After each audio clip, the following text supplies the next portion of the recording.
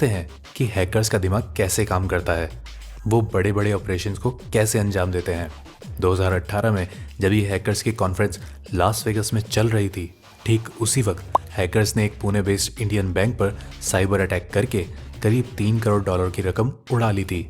दुनिया भर में हर वक्त सरकारी वेबसाइट से लेकर बड़ी निजी कंपनियों और आम लोगों पर साइबर अटैक्स होते रहते हैं।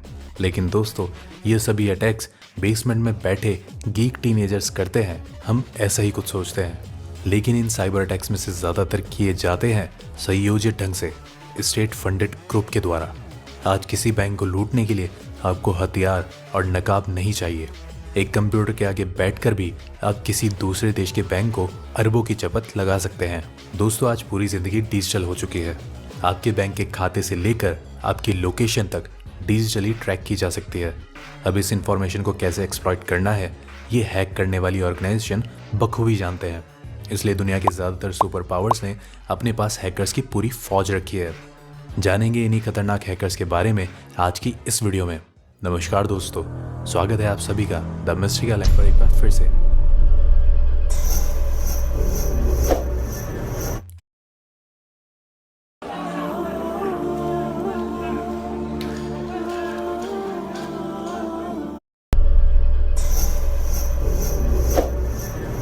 दोस्तों, कहानी शुरू करेंगे हैकिंग के स्वर्ग माने जाने वाले रशिया से। 1990 के दशक में सोवियत संघ के विभाजित होने के बाद रूस के कई कंप्यूटर्स एक्सपर्ट अचानक बेरोजगार हो गए। ये इलेक्ट्रॉनिक इंजीनियर्स, प्रोग्रामर्स और मैथमेटिशियंस थे, जिनके पास कंप्यूटर्स तो थे लेकिन काम नहीं था। रोजी कमाने के लिए उन्होंने इंटरनेट की दुनिया कंगालनी शुरू की।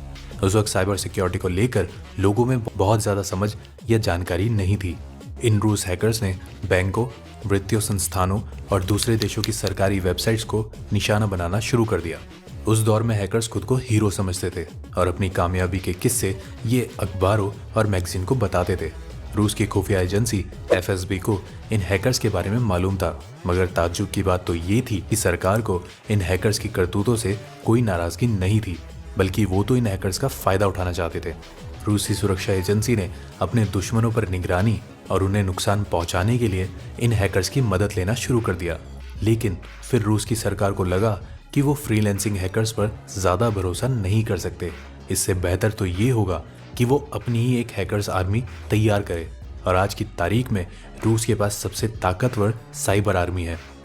2007 में रूसी हैकर्स ने पड़ोसी देश एस्टोनिया पर एक बड़ा साइबर हमला किया था। इन हैकर्स ने एस्टोनिया के हजारों वेबसाइट्स को हैक कर लिया था। 2008 में जॉर्जिया पर हुआ साइबर हमला भी रूस के इन्हीं सरकारी हैकर्स ने किया था। ये रूस की खुफिया एजेंसी के ही कर्मचारी थे। इन्होंने व्हाइट हाउस पर भी साइबर हमला किया है।